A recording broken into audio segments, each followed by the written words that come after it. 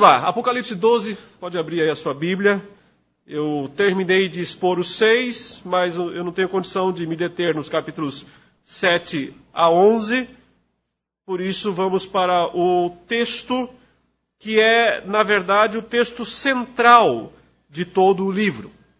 Os capítulos 12 a 14.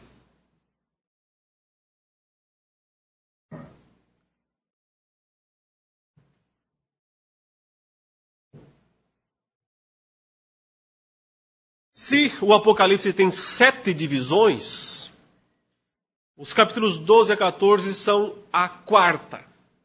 E o que isso significa? A do meio, a central.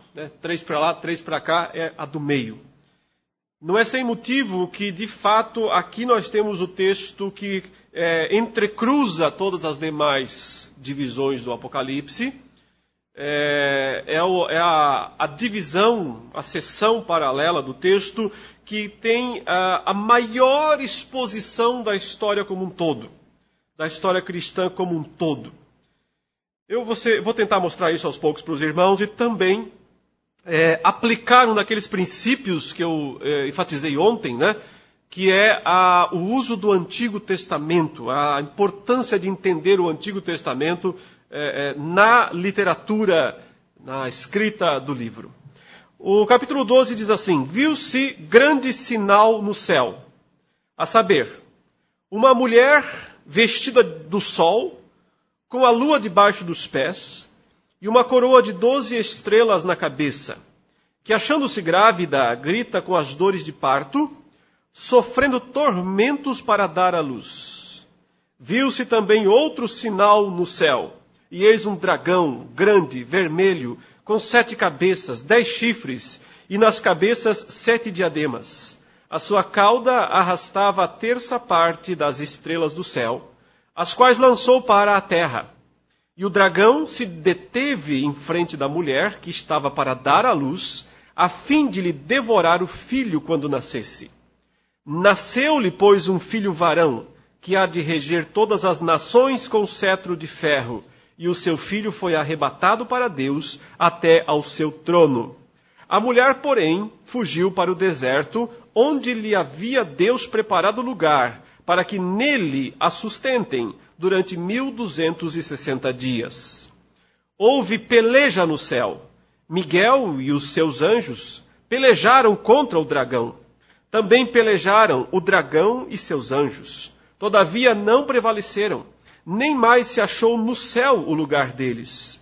E foi expulso o grande dragão, a antiga serpente, que se chama Diabo e Satanás, o sedutor de todo o mundo. Sim, foi atirado para a terra, e com ele os seus anjos. Então ouvi grande voz do céu proclamando: agora veio a salvação, o poder, o reino do nosso Deus e a autoridade do seu Cristo, pois foi expulso o acusador de nossos irmãos, o mesmo que os acusa de dia e de noite diante do nosso Deus. Eles, pois, o venceram por causa do sangue do Cordeiro e por causa da palavra do testemunho que deram, e mesmo em face da morte, não amaram a própria vida. Por isso, festejai, ó céus, e vós, os que nele habitais. Ai da terra e do mar, pois o diabo desceu até vós, cheio de grande cólera, sabendo que pouco tempo lhe resta. Até aí, por enquanto, meus irmãos, a leitura do texto. Eu tenho, então, enfatizado, defendido que nós não podemos fazer uma leitura linear, cronológica dos eventos do Apocalipse, como se, desde o capítulo 1, a história fosse contada de maneira sequencial até o capítulo 22. Há uma história sequencial, mas que funciona em ciclos. Então, ele conta, reconta, como se fosse uma mola, uma espiral, Você tem um primeiro círculo, o segundo, o terceiro, e ele vai progredindo, então, através dessas vezes em que ele reconta a história. Normalmente, ele começa a história falando da primeira vinda de Cristo e termina falando da segunda vinda de Cristo. E dos eventos, eu já falei, que fazem menção a esses dois grandes momentos polarizantes. Mas aqui nos capítulos 12 a 14, ele faz isso também, mas expande isso de uma maneira muito extraordinária, muito interessante. Eu diria que ele volta ao Gênesis, ele volta ao princípio, ao começo de tudo, e nos ajuda a entender a Bíblia como um todo. Eu diria para você que se você prestar bem atenção nos versículos 1 a 5 do capítulo 12 de Apocalipse, esses quadros aqui pintados, tá? Essas imagens descritas, elas resumem para você a Bíblia inteira. Toda a história da redenção está embutida aqui nessas imagens impressionantes.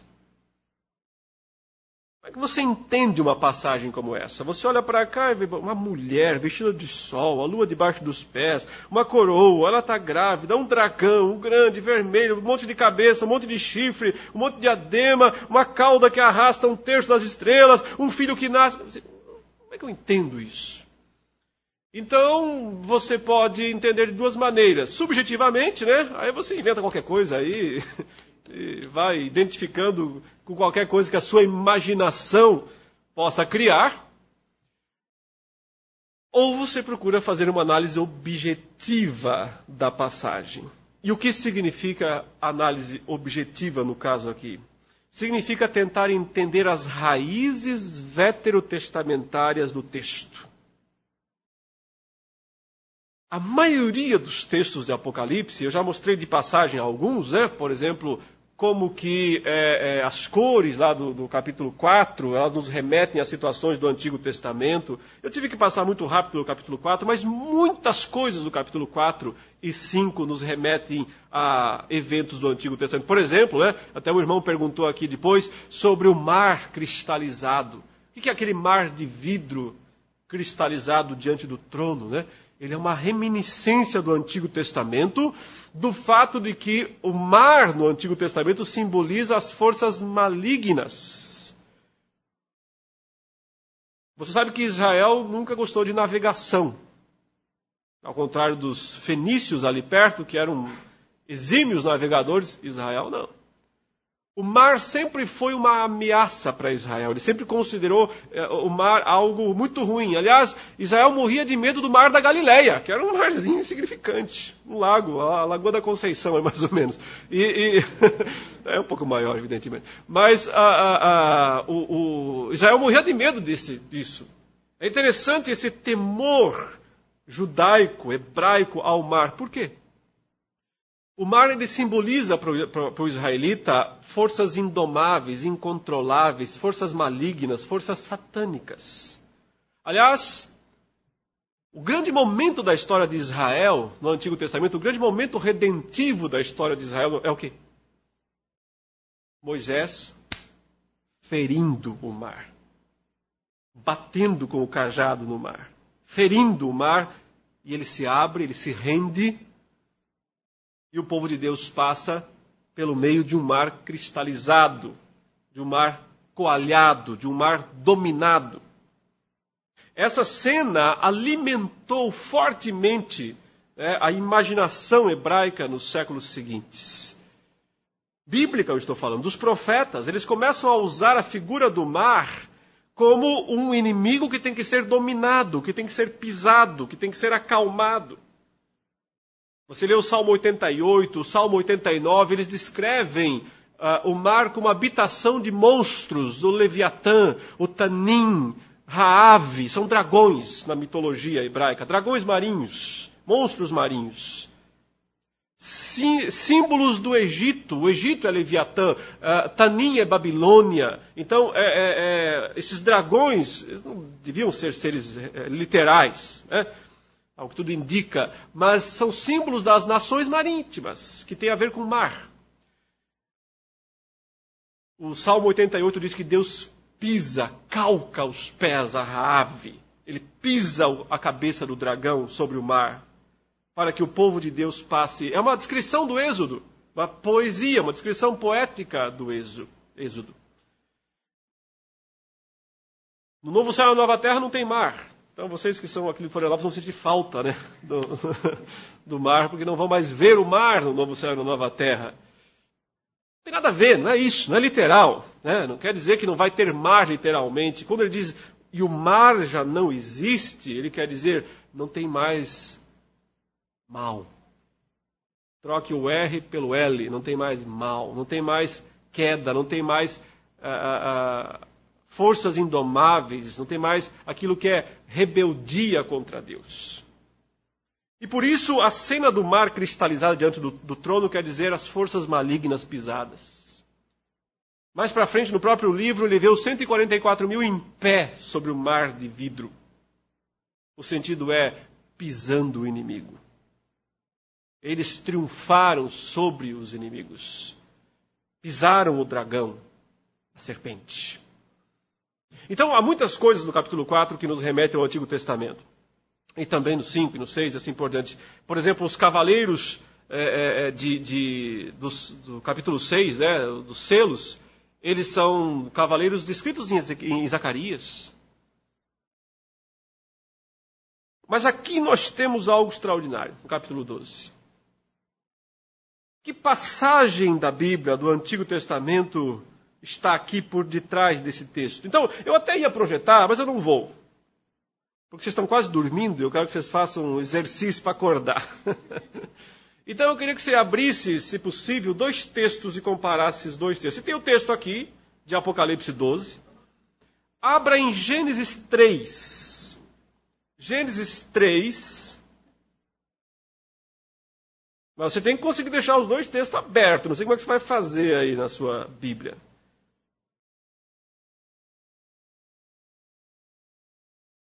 Você vai ler Gênesis 3.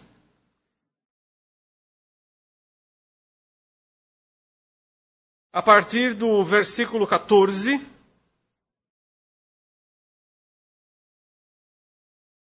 Então o Senhor Deus disse à serpente: visto que isso fizeste, maldita és entre todos os animais domésticos, e o és entre todos os animais selváticos.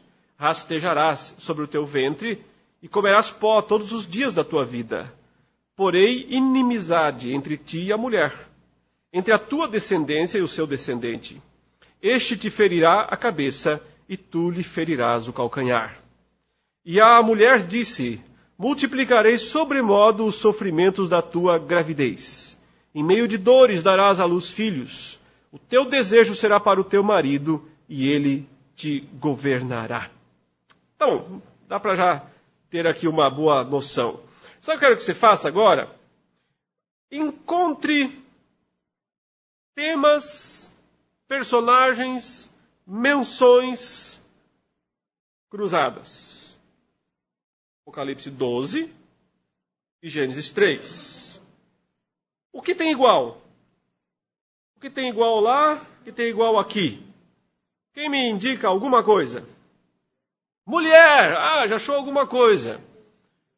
Não é interessante? Em Apocalipse 12 vi uma mulher. E aqui também nós temos uma mulher. Só que elas estão vestidas diferentes, não estão? Que roupas tinha? As duas são vestidas de alguma coisa. Mas que roupas tinha a mulher em Gênesis 3? Nessa altura aqui, ela está vestida com folhas de figueira. Depois ela recebe as roupas de peles. Mas ela está ainda com folhas de figueira. Então, ela estivera nua e não se envergonhava porque não tinha pecado. Com o pecado, ela e seu marido se vestem de folhas de figueira. E depois Deus troca um modelito, né, e as veste com uma nova moda. Não gostou daquele modelito lá das folhas de figueira. Você percebe que coisa interessante? A roupa é importante lá, a roupa é importante aqui. Mas a mulher em Gênesis 3, ela está ali numa situação até certo ponto humilde, né? Uma mulher com roupa de folhas de figueira. Agora aparece uma mulher vestida com o sol, a lua debaixo dos pés e uma coroa de 12 estrelas na cabeça. Um tema em comum, as diferenças você vai entender daqui a pouco. O que mais que nós temos de semelhanças? Que outro personagem igual? Lógico. Uma serpente em Gênesis 3. Enganadora, traiçoeira. E em Apocalipse 12, um dragão que não deixa de ser uma serpente. Aliás, o próprio capítulo 12 de Apocalipse, para não deixar dúvida, vai dar o nome e o sobrenome do dragão. Ele vai dizer, trata-se da antiga serpente que se chama Diabo e Satanás. Então não há dúvidas de que João está aqui pensando em Gênesis 3. Até porque, meus irmãos, é a primeira vez clara em toda a Bíblia que nós temos a declaração inequívoca de que a serpente de Gênesis 3 era de fato Satanás. Você teve que chegar ao último livro da Bíblia para saber entender o primeiro. Sim, porque hoje é fácil para você, todo mundo sabe que a serpente é... Mas se você nunca tivesse lido a Bíblia, pela primeira vez na vida o livro caiu na sua mão, e você começa lendo lá em Gênesis, e vai lendo, você nunca sabe que a serpente é Satanás, porque em lugar nenhum, antes de Apocalipse 12, você tem uma declaração explícita. Você pode ter umas declarações meio indiretas, mas explícita não. A primeira que você terá é em Apocalipse 12, dizendo, e foi expulso o dragão, a antiga serpente, que se chama Diabo e Satanás. Ponto. Personagem identificado, mas está um pouco diferente, né? Lá ele era uma serpente. Ou seja, incorporou, né? Seu. Essa serpente está bombada, né? Musculosa. Ficou. O que mais que nós temos em comum? Filho, exatamente. Alguém lá em Gênesis 3 prometeu para alguém, vai ter um filho. Virá um descendente. Um prometido. E aqui no capítulo 12 de Apocalipse também está o filho. Mas tem mais uma coisa interessante em relação a isso. Dores. Deus disse para Eva, olha, você vai ter dores para dar à luz. E a mulher de Apocalipse 12, ela está em pleno processo de parto. Ela está sofrendo os tormentos para dar à luz. Esse é um dos temas. Tem mais? Que tem. Aí está o maior de todos. Porque a primeira coisa que Deus diz é, porém inimizade entre ti. Está falando com Satanás. E ela, a mulher. Eu é que estabeleço essa guerra. Eu colocarei um conflito, um combate, uma inimizade, uma guerra entre ele e você. Em Apocalipse 12, o dragão está furioso diante da mulher. Babando em cima dela. Furioso. Querendo devorar o filho que vai nascer dela. Então, você percebe a evidente correlação de temas entre essas duas passagens. Isso é a teologia do livro de Apocalipse, a teologia do livro de Revelação. É desse modo que a teologia é construída. Mas o que ele quer com isso? Qual é o propósito? Por que Deus deu essa visão para João? Porque essa visão, essa cena, essas imagens, elas têm o poder de contar uma grande história em poucas linhas. O que Deus está contando através de Apocalipse 12 é um resumo de todo o Antigo Testamento. Ele está dizendo assim, desde que eu prometi à mulher que ela teria um filho, um descendente, e que esse filho, esse descendente, pisaria, feriria a cabeça de Satanás, o conflito começou. Desde então, o grande objetivo de Satanás, o grande objetivo da serpente é um só. Ele só tem uma meta. E ele perseguiu essa meta cada segundo da sua miserável existência. Devorar o filho. Essa posição do capítulo 12 mostrando o dragão parado diante da mulher. E o dragão se deteve, ele estacionou, ele parou diante da mulher. Ele só tem uma coisa em mente: destruir o filho que vai nascer. Por quê? Porque ele pensa, ou ele ou eu. Porque o próprio Deus disse isso para ele. Para quem foi que Deus falou? Porém inimizade entre ti e a mulher. Deus falou para o próprio Satanás. Ele não falou para Adão isso, não falou para Eva isso. Ele falou para o próprio Satanás na figura da serpente. Eu estou colocando uma inimizade entre vocês. Uma guerra de descendências. Parece ter 3 níveis. 3 níveis essa guerra em Gênesis 3,15. Porque ele fala em primeiro lugar, estou colocando uma inimizade, um conflito entre você, serpente, e ela, Eva. Então, o primeiro nível está ali. Tem um segundo nível, ele fala, entre a semente dela, Eva, o termo hebraico é semente, descendência, mas é singular, então a semente dela e a tua semente, Satanás. Ou seja, tem 2 descendências, 2 sementes paralelas. Também é uma guerra de descendências nesse sentido. E finalmente, o terceiro nível parece ser individualizado, não é corporativo. Esse segundo nível é corporativo, mas o terceiro parece ser individualizado quando ele fala, e ele te ferirá a cabeça. Ou seja, não da tua semente, mas a tua cabeça mesmo.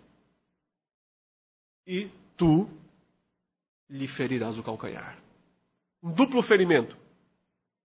Um duplo, mortal e simultâneo ferimento. Ou seja, desde o início Deus contou toda a história. E disse como tudo seria. Porque Ele é aquele que estabelece as coisas antes que elas são. Porque tem o poder de exercê-las, de executá-las, de concretizá-las. Desde então, o dragão, Satanás, é esse inimigo sedento de sangue e, ao mesmo tempo, um instrumento. Ao mesmo tempo, um instrumento de Deus para a concretização dos planos de Deus, do grande plano, do grande projeto da redenção. Tem um detalhe aqui que você não percebeu, talvez. Que roupas são essas? O sol, a lua e 12 estrelas. É isso que compõe a roupa da mulher gloriosa do capítulo 12. E o que é que João quer nos contar com isso? Onde no Antigo Testamento nós podemos encontrar essa mesma expressão? Sol, lua, e lá eram 11 estrelas, e não 12. Por que no sonho de José é o sol, a lua e 11 estrelas, e não 12? Porque o próprio José é a 12ª estrela. O que significa o sol, a lua e 12 estrelas, então? Israel. Significa o povo de Deus do Antigo Testamento. Jacó, a família de Jacó, com os seus 12 filhos. O sol, a lua e as 12 estrelas. Por que a mulher está vestida com isso? Ela não teria que ela mesma ser Israel? Então, por que ela está vestida de Israel? Num certo sentido, ela não é Israel. Ela é maior que Israel. Por que ela é maior que Israel?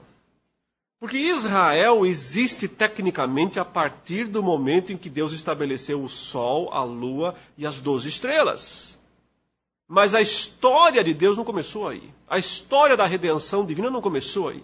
Nós já estamos milênios à frente quando Deus chama Abraão, e o leva até a terra da promessa, e depois faz com que ele tenha o filho Isaque, e depois Isaque tenha Jacó, e Jacó tenha os seus 12 filhos. Já estamos milênios à frente, provavelmente, na história da redenção. O ponto é o seguinte: essa mulher já está trabalhando há muito tempo. Mas em algum momento dessa história, ela está vestida com as roupas de Israel. Então, a melhor maneira de identificar essa mulher é, mais uma vez, pensar na semente prometida, na santa semente. O povo de Deus do Antigo Testamento, que começa com Eva e termina com Maria. Todas as mães do Messias, todas as grávidas do Antigo Testamento, toda a genealogia que tantas vezes é contada no Antigo Testamento, fulano gerou Beltrano, fulano gerou Beltrano, com que objetivo é isso, né? Porque Lucas faz isso, porque Mateus faz isso, para mostrar a descendência prometida de Cristo. Afinal, ele é o leão da tribo de Judá, a raiz de Davi. É o povo de Deus, são os eleitos. Os eleitos desde que o primeiro filho nasceu, Caim e Abel. E ficou claro que Abel era o escolhido de Deus. E então o que fez o dragão? Feriu, avançou, usando a sua parte da descendência, Caim. Caim matando Abel é o dragão ferindo o calcanhar do Messias, ou pensando que está ferindo, ou acreditando que está ferindo. O ponto é o seguinte: ao longo de todo o Antigo Testamento, o dragão sempre está quase lá. Quase lá. E então, no último segundo, escapa das mãos dele. Ele está com suas garras em cima do descendente. Ele está quase lá. Agora ele vai devorar. Está tudo certo. E então, foge. Ele mata Abel, fim da história? Não. Levanta-se Sete. E Deus diz: enganei você. O prometido é esse daqui. As descendências seguem, né? Sete e Caim, lado a lado. Em Gênesis 6, há uma confusão generalizada, uma depravação total dos seres humanos. E Deus diz: chega. Acabou. Eu vou destruir tudo. Vou acabar com toda a raça humana. E o dragão diz: então eu ganhei? Então não tem descendente? Então o próprio Deus jogou a toalha? O próprio Deus desistiu? Então a minha cabeça está segura. E Deus diz: calma aí. Eu tenho um cara aqui, Noé. Noé, faz uma arca. Entra nela, você, sua casa, sua família, e vamos continuar a história. A história sempre parece que chega ao fim. E o fim significaria a vitória do dragão. Mas Deus age extraordinariamente, sempre. E recontinua. E continua, recomeça. Recomeça a sua história. Mas as sementes continuam. Noé tem 3 filhos. E Deus diz: Sem, você é o descendente.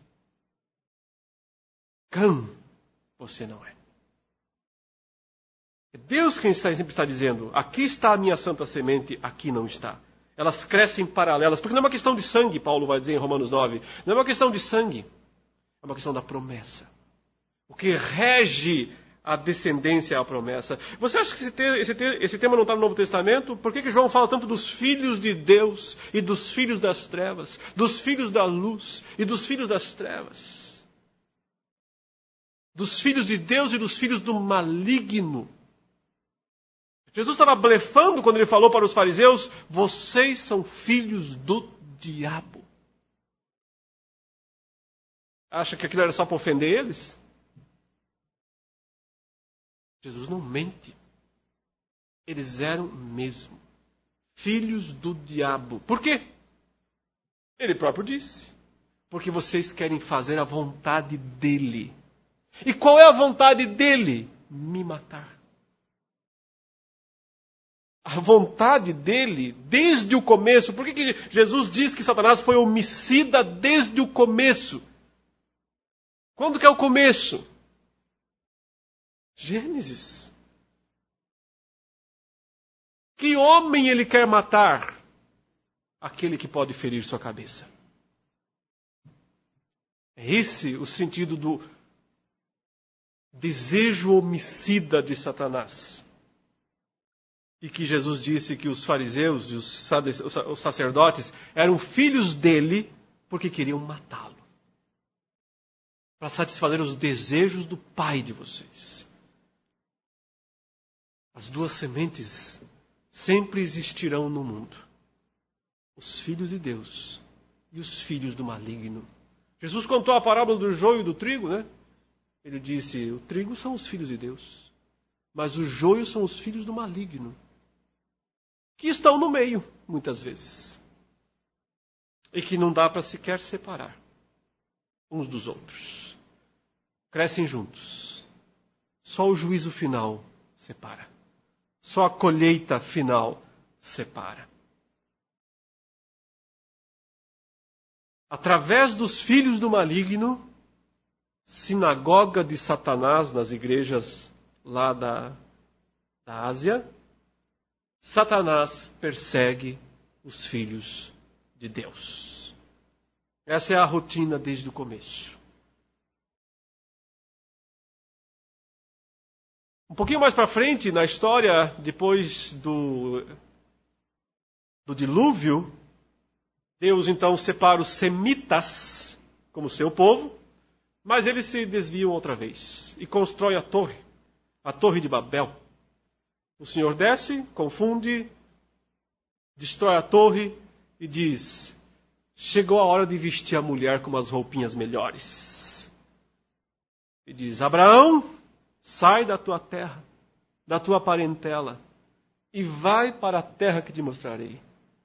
Eu vou fazer de ti uma nação. Uma grande nação. Chegou a hora de vestir a mulher com o sol, a lua e as 12 estrelas. E isso só vai fazer a fúria do dragão aumentar ainda mais. Porque agora ele vai ter um alvo claro. Um alvo claro para atacar. Mas o Deus que é soberano usa o próprio atacante para seus propósitos. Lembram do Egito? Depois que José foi parar no Egito, naqueles altos e baixos da vida dele, o Senhor agindo na vida dele, o propósito de Deus era salvar o povo da fome. E por isso José vai para o Egito, ele consegue alcançar um posto muito parecido com o de Jesus. Por isso que José é um tipo de Cristo do Antigo Testamento. Se você não entendeu muito bem ainda a relação que eu expliquei de manhã sobre o pai no trono e o filho ao lado, mas quem governa é o filho, o melhor modo de entender é essa relação Faraó e José lá no Egito. Porque o Faraó, ele transferiu o poder a José. Ele disse, José, eu só sou maior do que você no trono. Mas no governo é quem manda. Uma transferência de poder, uma transferência de autoridade. Desse modo, José governava o Egito, como Jesus governa céus e terra, embora quem está sentado no trono seja o Pai. Mas tem um episódio interessante, porque 400 anos depois chegou a hora, finalmente, de tirar o povo do Egito. E aí, o que Faraó manda fazer? Matar os judeus, né, os israelitas que estão crescendo, o número está muito grande, eles estão superando os egípcios. E ele manda exterminar das casas as crianças, os meninos. Então, um deles é colocado numa cesta, no rio Nilo, e vai parar nas mãos da filha de Faraó, Que ironia! O dragão vai criar o descendente. Deus usando o próprio dragão, porque Satanás está usando o faraó para destruir o povo, tentando destruir o povo. E Deus diz, você quer destruir a semente? Você vai preservá-la. Deus usa a filha de faraó para criar Moisés, para que mais tarde Moisés volte ali e tire seu povo. São as ironias de Deus. Ele tem essas santas ironias no Antigo Testamento, muitas vezes. O ponto sempre parece esse: as garras do dragão estão em cima da semente. Ele vai finalmente devorá-la, só que não. Deus sempre age de alguma maneira para preservar isso. São inúmeros os casos, mas tem um caso muito emblemático, muito interessante. Não sei, ele é bem esquecidinho de nós, mas teve um dia. Poderia mencionar as várias vezes que Saul tentou matar Davi, né? E que Deus o livrava, não permitia que isso acontecesse. O exílio, inúmeras ocasiões. Mas tem uma muito emblemática. Uma rainha usurpou o trono de Israel, ela chamava-se Atalia. Ela usurpou o trono de Israel, e o que ela mandou fazer? Primeira ação dela, matar todos os descendentes de Davi. Matar todos, para quê? Para ficar com o trono para ela. Ninguém pode, não tem mais herdeiro. Ora, se matar todos os descendentes de Davi, matou a semente. Porque nessa altura já estava identificada a semente prometida com a família de Davi. Deus falou, você terá um filho que vai se assentar para sempre no seu trono. Então Deus já tinha definido que era daquela raiz ali, daquela família ali que viria Jesus. Que o filho viria, que o descendente viria. Por isso toda a fúria do dragão se volta contra a família de Davi. Essa rainha quer matar todos. E começa a matar e muitos são mortos. Muitos filhos de Davi são mortos, dos descendentes.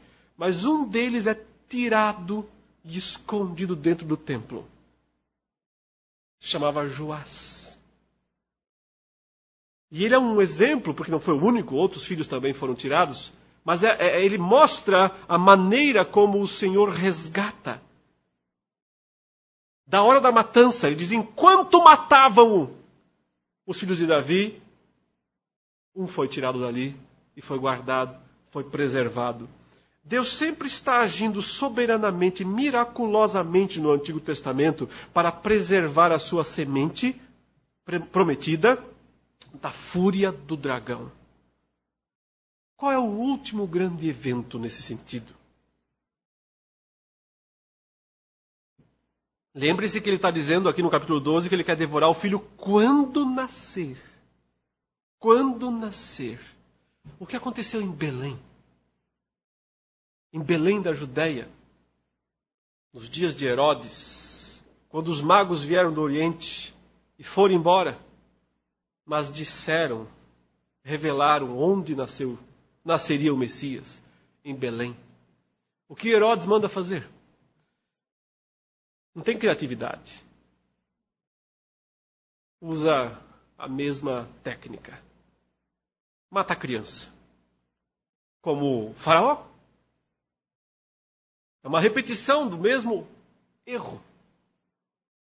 E ele manda matar todos os meninos com menos de 2 anos de idade em Belém. Para tentar matar o descendente. Matar a semente prometida. Mas o que Deus fez? Avisou José por sonho e disse, vai para o Egito. Mas Deus justo para o Egito? Deus diz, sou eu que mando nessa história. Se eu quero o Egito, vai ser o Egito. E o Egito realmente é demais, né? Porque Deus quer salvar o filho dele, tira de Israel e leva para o Egito. Debaixo das barbas do dragão. Ele sempre faz essas coisas. E mais tarde do Egito ele traz o seu filho de volta para Nazaré, onde ele vai crescer e mais tarde pisar uma certa cabeça. Esmagar uma certa cabeça. Irmãos, foi na cruz que houve um duplo ferimento mortal. Um calcanhar picado por uma serpente venenosa e uma cabeça esmagada por esse mesmo calcanhar picado. Essa é a ideia. E aí está a maior de todas as ironias, porque se você viu algumas aí, aqui está a maior de todas. Lembrando que o Senhor disse para ele, lá em Gênesis 3, lembre-se, tá, Satanás, você vai ferir o calcanhar dele. Tá? Escreve aí, decora aí, você vai ferir o calcanhar dele, mas ele vai ferir a sua cabeça. Acho que Satanás só pensou na segunda parte. Ai, minha cabeça, ai, minha cabeça. Quando Cristo é morto na cruz, isso literalmente é uma ferida mortal. Ele foi ferido de morte por instrumentalidade satânica. Se você tem dúvidas quanto a isso, leia Lucas 22. Veja quem é o instrumento, quem é que possui Judas, que vai lá vender Jesus. Ele vai falar, Satanás entrou em Judas. E este foi se entender com o sacerdote sobre como lhe entregaria a Jesus. Na hora da Santa Ceia, Jesus está à mesa com os apóstolos, Judas está ali. E outra vez o texto diz, e Satanás entrou em Judas. E Jesus disse para ele, ou para eles, vocês não tinham compromisso? Agora? Vocês não têm um negócio aí? Vão lá fazer. O que vocês tiverem que fazer, façam depressa. Satanás e Judas se levantam e vão acertar as contas. Sim, irmãos, Satanás levou Jesus à cruz. Ele o matou lá. Pela instrumentalidade dos homens. Ele sempre usa os homens para isso. Ele sempre usou. Ele achou que essa era a sua vitória. Ele achou que dessa maneira, matando o descendente, ferindo o descendente, ele estaria conquistando sua vitória sobre o descendente.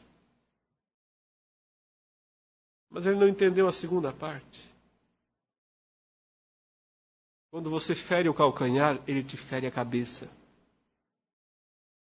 A figura parece ser daquela cobra traiçoeira que chega por trás do homem e pica o seu calcanhar.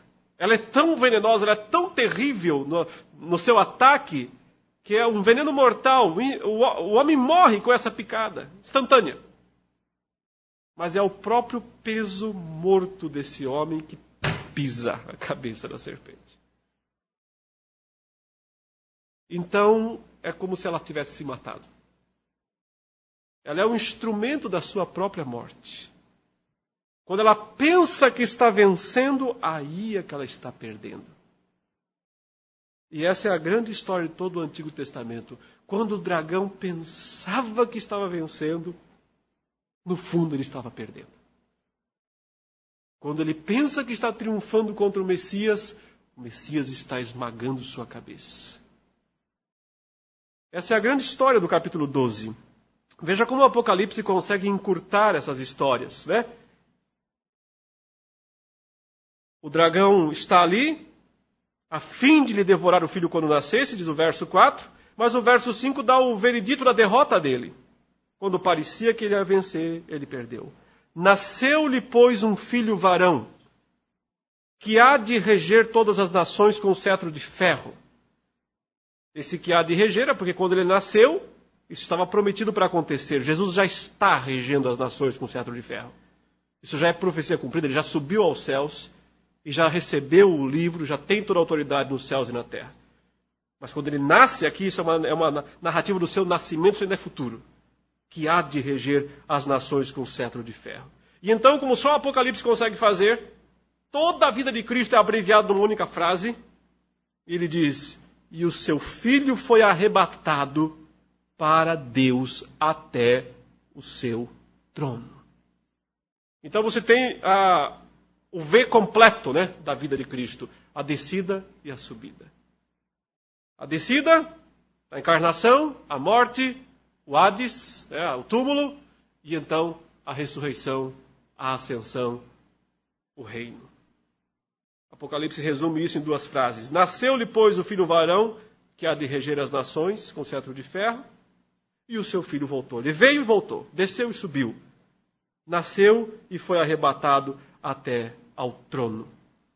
E aí nós temos que retomar os assuntos de Apocalipse 5. E o Cordeiro se aproximou do trono e foi lá e pegou o livro da mão direita e começou a soltar os selos do livro. Ou seja, João está contando a história pregressa aqui, para formar o quadro inteiro, o quadro completo. Mas ele dá um detalhe muito importante que tem tudo a ver com os crentes das 7 igrejas da Ásia. Ele está querendo contar mais aqui a história do dragão. Então ele quer explicar um pouco melhor para os crentes das 7 igrejas da Ásia por que é que eles estão sendo tão perseguidos. E ele vai dizer, é porque vocês não entenderam ainda uma coisa fundamental que aconteceu. A pergunta era o seguinte, se Jesus já é o Rei dos Reis, o Senhor dos Senhores, à direita de Deus, manda nos céus e na terra, por que a gente sofre tanto? Por que o César é tão poderoso? Por que os soldados nos massacram? Não tinha que ser diferente? João diz, vocês não entenderam nada. Eu vou explicar um pouco para vocês aqui o que aconteceu. Quando o Senhor Jesus feriu a cabeça da serpente na cruz, ressuscitou e subiu aos céus, aconteceu um evento celeste, nesse exato momento, que causou grande mudança na terra, uma grande influência na terra, uma grande mudança no céu e uma grande influência na terra. O que foi? O ato da expulsão do dragão. Quando ele foi finalmente varrido dos céus, expulso dos céus, defenestrado dos céus. Por isso, meus irmãos, o verso 7 diz, houve peleja no céu. Miguel e os seus anjos pelejaram contra o dragão. Também pelejaram o dragão e seus anjos. Todavia não prevaleceram, nem mais se achou no céu o lugar deles, e foi expulso o grande dragão, a antiga serpente, que se chama Diabo e Satanás, o sedutor de todo o mundo. Sim, foi atirado para a terra, e com ele os seus anjos. Eu sei que é comum a maioria de nós pensar que Satanás foi expulso do céu antes da fundação do mundo, né? Vocês pensam que a expulsão de Satanás do céu aconteceu antes da fundação do mundo. Não, não aconteceu. Nenhum texto bíblico, nenhum sequer, pode ser usado para defender isso. O momento em que Satanás perde seu lugar no céu tem que ser identificado como o momento da ascensão. Somente quando Jesus morre, ressuscita e sobe aos céus, é que finalmente ele conquistou dignidade, autoridade, para expulsar dos céus o dragão. E é só então que Satanás e 1/3 dos anjos, se essa conta está correta, 1/3 das estrelas, deve ser porque o próprio Cristo já disse que estrelas são anjos em Apocalipse, então a interpretação foi dada. 1/3 dos anjos caem com ele, quando ele é expulso dos céus. Não há nenhuma passagem em toda a Bíblia que defenda a ideia de que Satanás foi expulso dos céus antes da fundação do mundo. Talvez você pense em Isaías 14:12, Ezequiel 28, como caíste do céu, ó estrela da manhã, filho da alva, tu que debilitavas as nações. Mas isso é uma profecia, isso não é uma narrativa do passado. Aliás, é uma profecia contra o rei de Babilônia, em Ezequiel 14, e uma profecia contra o rei de Tiro, em Isaías 14 e em Ezequiel 28. Isaías 14, Babilônia, Ezequiel 28, Tiro, rei de Tiro. Coisas futuras, não coisas passadas. O que ainda aconteceria, Babilônia ainda cairia, Tiro ainda cairia. Se a gente pode identificar, e talvez possa, identificar esses dois reis como tipos, protótipos de Satanás, talvez possa, de qualquer modo está falando da queda futura dele, não da queda passada. Está profetizando que isso aconteceria. Quando Jesus diz aos seus discípulos, eu via Satanás caindo do céu como um relâmpago, e eis aí vos dei autoridade sobre todo o poder do inimigo, ele também está profetizando. Ele não está dizendo que já aconteceu, mas que ele está vendo isso, é uma visão do que está acontecendo. O que o seu ministério vai, de fato, concretizar. Até ele usa o verbo no tempo imperfeito. Eu via Satanás caindo do céu como um relâmpago. Quando que eu via, ele disse, enquanto vocês estavam lá expulsando os demônios, vocês, meus discípulos, estavam lá expulsando os demônios, eu estava aqui vendo Satanás cair. Ou seja, é um processo. Eu não disse, porque ele caiu antes da fundação do mundo, vocês podem expulsar demônios. Não falou isso. Mas vocês podem expulsar porque eu estou dando autoridade para vocês, porque Satanás está caindo agora. Ele está perdendo agora a sua autoridade. Eu estou caçando a autoridade legal do inimigo. Se você quer entender essa história com mais profundidade, aquele livro que eu trouxe, A Grande Batalha Escatológica. Eu trabalho quase só isso lá. A Grande Batalha Escatológica. O significado jurídico da primeira vinda de Cristo e o modo como Satanás foi derrotado juridicamente por Jesus. O que deu o direito à dignidade de Cristo de voltar aos céus e dizer, fora daqui.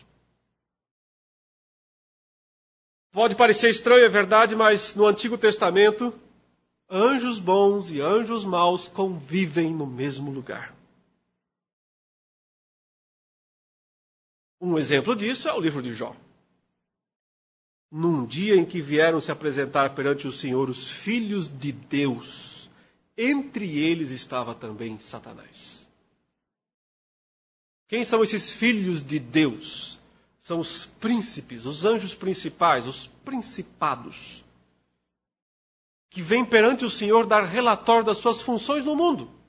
Eles administram coisas no mundo, ou administravam na velha aliança. Lembre sempre que isso é uma narrativa da velha aliança. Entre eles está um dos príncipes que vem dar um relatório também. Aliás, ele não é maior do que os outros, ele está no mesmo nível desses príncipes. Aliás, no livro de Jó, Satanás não se dirige a Deus, ele só responde o que Deus pergunta. Ele é um subalterno, ele é um alto funcionário de alto escalão, é verdade, mas ele vem dar relatório ao Senhor. E o Senhor pede relatório dele. Satanás, onde é que você estava? E ele diz, vigiando, percorrendo a terra. Esse termo técnico não é, sabe, uns falam, já vem pregação, falam, Satanás é um folgado, só quer férias, estava passeando. Não é isso, não. Ele diz, eu estava trabalhando, eu estava cumprindo o meu papel, minha função, eu sou um supervisor. Eu estava percorrendo a terra, rodeando a terra, observando. Um termo que é usado na literatura intertestamentária e também no livro de Daniel é vigilante. É um termo aplicado para os anjos mais poderosos, os vigilantes. Foi por decreto dos vigilantes que Nabucodonosor foi comer mato. Lembra por que é que ele recebe aquele rebaixamento e vai comer mato, virar árvore, virar toco? Porque por ordem dos vigilantes. Quem são esses vigilantes? A palavra hebraica irins, os vigilantes, os príncipes, os anjos da alta esfera, da alta hierarquia. Entre eles está Satanás, ele é um dos vigilantes. E ele vem dar relatório ao Senhor perante o trono de Deus. E o Senhor diz, e quanto ao meu servo Jó, você o observaste? E Satanás diz, claro, eu fui mandado para isso, não é? O Senhor não me deu essa ordem, essa incumbência? É basicamente o que ele está falando, eu estou aqui para dar o relatório que o Senhor pediu. Mas então começa a fazer o que ele sabe fazer de melhor. Que é o quê? Acusar. Acusar. O que o texto aqui diz no capítulo 12? Foi expulso do céu o grande acusador dos nossos irmãos. A acusação que ele faz contra Jó é ele não é fiel, como o Senhor está dizendo. Mas o que é muito curioso no livro de Jó é que a principal acusação não é contra Jó. A principal acusação que Satanás faz é contra quem? Contra o próprio Deus. Ele diz: o Senhor é injusto. O Senhor é injusto, porque o Senhor trata Jó com preferência de forma injustificada. É o Senhor que o cercou de proteção, é o Senhor que deu tudo que ele tem. Acaso Jó teme ao Senhor à toa? Por acaso o Senhor não o privilegiou desmedidamente? Essa acusação não é contra Jó, essa acusação é contra Deus. O que o texto aqui diz no capítulo de Apocalipse? O mesmo que os acusa de dia e de noite perante a face de Deus.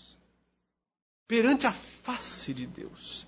Meus irmãos, o ponto é o seguinte: por que Deus tolerou essa criatura perversa, caída já moralmente? Essa criatura sem solução. Deus não tem a menor intenção de redimir essa criatura. Ela está condenada. Não há mínima reversão. É a mais vil, é a mais nojenta das criaturas que existem. É a mais traiçoeira. A pergunta é por que ele permitiu esse acusador, como o texto aqui diz, na cara de Deus, na cara, na face de Deus. Não foi tolerância. Não é bondade. Não há bondade nenhuma de Deus para com Satanás. Foi simplesmente justiça. Simplesmente justiça. Acontece que a reivindicação de Satanás era justa. Por que era justa? Porque Deus ainda não havia pago o preço. O preço dos nossos pecados. Sim, porque o sacrifício de bodes e de touros, como diz Hebreus, ele não pode purificar definitivamente o pecado de ninguém. De certa forma, era uma maneira de relembrar o pecado, o autor aos Hebreus diz. Faltava o sacrifício definitivo. Faltava o Cordeiro de Deus que tira o pecado do mundo. Derramar o seu sangue na cruz. Enquanto o Cordeiro de Deus não derramou o seu sangue na cruz, o acusador teve acesso aos céus. Para fazer sua obra perversa, nefasta, vil, porém justificável. Uma obra legal, da perspectiva jurídica. Uma obra legal. Mas no momento em que o Senhor Jesus pagou a nossa dívida, validou todo o sistema sacrificial do Antigo Testamento e, portanto, encerrou essa parte, não Satanás ficou no céu mais nem um segundo. Nesse dia, ele foi escorraçado de lá. Por isso o texto diz, por isso, céus, pode começar a festa. Pode começar a festa. Os céus estão limpos, purificados. Terra, comece o choro. Ai da terra e do mar, pois o diabo desceu até vós, cheio de grande cólera, sabendo que pouco tempo lhe resta. Um dia, lá no Antigo Testamento, o Senhor, no meio da sua Assembleia Celeste, falou assim, eu estou precisando de alguém aí para enganar o Acabe. Quem aí pode? Como assim? Só tem anjo bom ali, como é que alguém vai enganar? Um dedinho levanta lá do meio. Um dedinho torto. Eu vou enganar o Acabe. E o Senhor diz, você é apropriado para a missão, pode ir. Um anjo maligno, um espírito maligno da parte de Deus, que estava no meio da Assembleia Celeste, é então designado para descer. E um outro fazia isso com Saul também. Um espírito maligno da parte do Senhor que atormentava Saul. A plena separação das forças malignas e das forças benignas aconteceu na cruz, na ressurreição e na ascensão. Porque quando Jesus sobe ao céu, descem os principados e potestades. São expulsos de lá, são rebaixados, são postos para a terra, pisoteados para a terra. Esse é o sentido. E o Senhor se coloca acima de todos eles, dominando céus e terra, até esmagar definitivamente o último deles. Após o intervalo, nós vamos entender a relação direta dessa queda, dessa expulsão do dragão, com a perseguição dos crentes das 7 igrejas de Roma, por parte de Roma, e também a perseguição que nós mesmos enfrentamos.